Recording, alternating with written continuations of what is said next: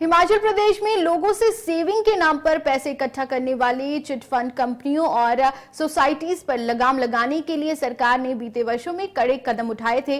सरकार की सख्ती के बाद भी किन्नौर के भावानगर और आसपास चिट फंड और सेविंग से जुड़ी सोसाइटीज अभी भी सक्रिय हैं। अकेले भावानगर बाजार का ही छोटे जो व्यापारी हैं उनका 40 लाख रुपए जो है अभी तक सोसाइटीज में फंसे हुए हैं। व्यापार मंडल और ठगी का शिकार होने वाले लोगों का कहना है कि जब वो अपने पैसे की मांग करते हैं तो उल्टा उन्हें धमकियां मिलती हैं।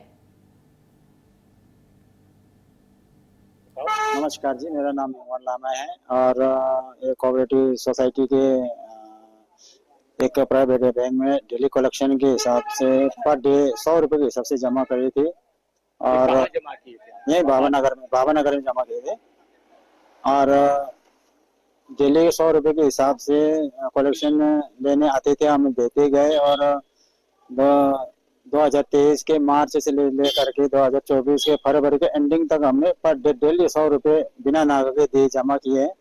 उसके बाद जब मैच्योर हुई मार्च में तो जब इनसे पैसा मांगने या तो आज कल करते हैं और दे नहीं रहा है, बस टाल मटोल ही कर रहे हैं और उसके बाद कभी बीच में फोन करते हैं तो फोन भी नहीं चकता है और बात भी नहीं करते हैं, देखते रहेंगे। हमारे तो 4 परिवार के थे, दिन के 500 का। हाँ जी। तो कितना पैसा फंसा आपका? हमारा लगभग 500 है, कभी 1.5 लाख जितनी तो होला, 1.5 लाख जितना तो होगा।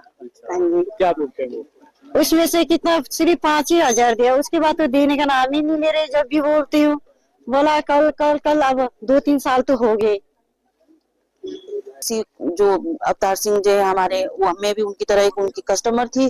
हमारे पैसे 70,000 रुपए फंसे हुए जी। बहुत मेहनत करके जमा करते थे, पर डे के 200 रुपए, और वो आते थे हमारे से ले जाते थे। हमारा साल हो गया, उनके बाद हम उनके पास लेने गए। उन्होंने बोला कि नहीं, अभी भाभी बोला ऐसा है वैसा है जी, रिश्तेदारी उसमें लगाने लगे। फिर जी जब एक दिन रोड में मिले, हमने बोला हाँ भाई क्या हो गया, 15 दिन हो गए, ऐसा हो गया वो हो गया, तो वो हमारे साथ उल्टा बदतमीजी करते हैं जी। इनकी बैंक को जहाँ तक हो सके बंद कीजिए और लोग नहीं फंसना चाहिए इस चीज में। धन्यवाद। पूरा रिपीट करूं, मैं अवतार सिंह बोल रहा हूँ जी। नमस्कार जी, मैं यहाँ का स्थानीय दुकानदार हूँ जी। यहाँ की एक सोसाइटी जो प्रधान जी ने बताया साडे इहदे करता धरता साडे लोकल ही थे। यहाँ इन्होंने आके हर दुकान पे कन्वेंस की जी, साडी आरडी खोलो जी सोसाइटी में, ये करके चलो जी। हमने इनके पीछे लग के आरडी खोल दी सर। उसके बाद इन्होंने क्या किया जी, पर डे कलेक्शन करते रहे। साल पूरा होने के बाद इन्होंने पैसा वापस नहीं दिया सर। बिना पूछे इन्होंने साड़ी एफडियां करती। वो एफडियां भी 3-3 साल हो गए वापस नहीं। फिर इन्होंने शर्त रखी भी आरडी आप कंटिन्यू दोबारा चालू रखो, आपको अगले साल इकट्ठा पैसा दिया जाएगा। ठीक है सर। उसके बाद 1 साल फिर बीत गया, 3 साल हो गए सर। मेरा 8 लाख से ऊपर रुपया है, इन्होंने एक पैसा नहीं दिया। हमारे यहाँ जो यहाँ पे भावानगर बाजार में एक कोऑपरेटिव सोसाइटी थी, माना अभी भी मैं भी काम कर रही है वो बाजार के अंदर।